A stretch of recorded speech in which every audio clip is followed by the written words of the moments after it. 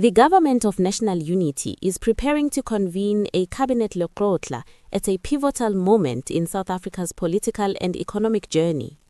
This Lekgotla comes at a time defined not by routine governance but by mounting domestic pressures and a volatile global environment.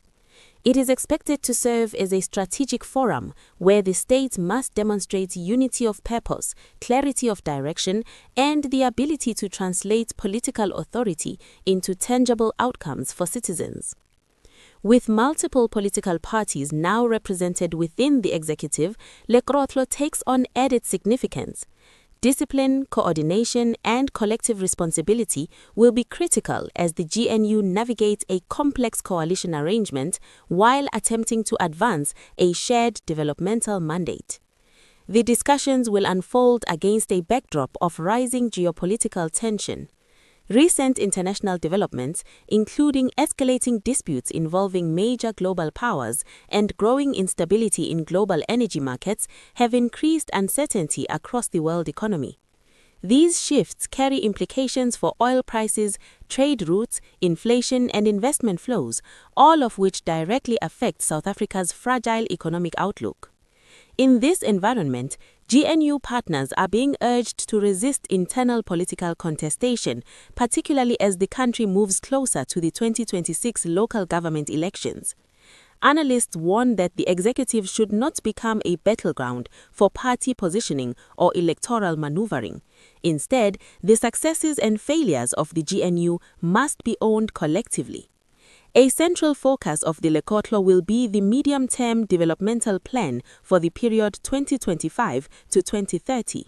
This plan prioritizes inclusive economic growth, infrastructure-led development, job creation, energy security, and the strengthening of state capacity through institutional reform and fiscal stabilization. While the objectives are ambitious, government officials acknowledge that the real test lies not in policy articulation but in execution.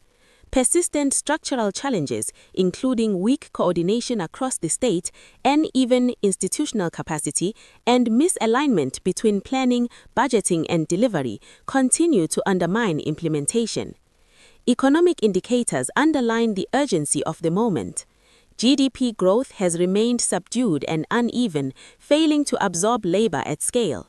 Key sectors such as manufacturing, mining, and logistics have experienced retrenchments driven by weak demand, rising costs, energy instability, and declining competitiveness.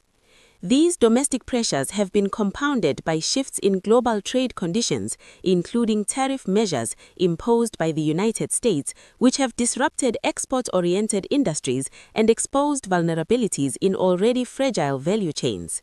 The combined impact has eroded employment, discouraged investment, and narrowed the fiscal base.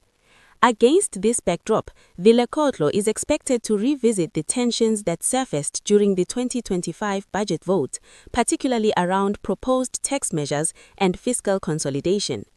Government leaders are expected to emphasize the need for stronger alignment between development planning and fiscal policy to avoid future paralysis.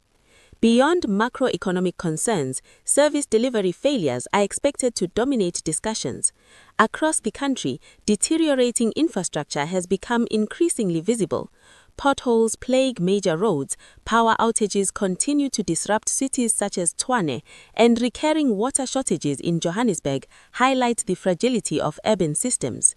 For many South Africans, these failures define their daily experience of government. Analysts argue that restoring basic services and stabilizing infrastructure are not secondary policy goals, but the foundation of social stability, economic functionality, and political legitimacy. The Cabinet Lekgotla is therefore being framed as a moment of choice for the Government of National Unity, a choice between coherence and contestation, delivery and declaration, collective responsibility, and tactical positioning. As history has shown, governments are ultimately judged not by their plans, but by the lived realities of the people they govern. The coming days will reveal whether the GNU can narrow the gap between its developmental ambitions and the everyday experiences of South Africans.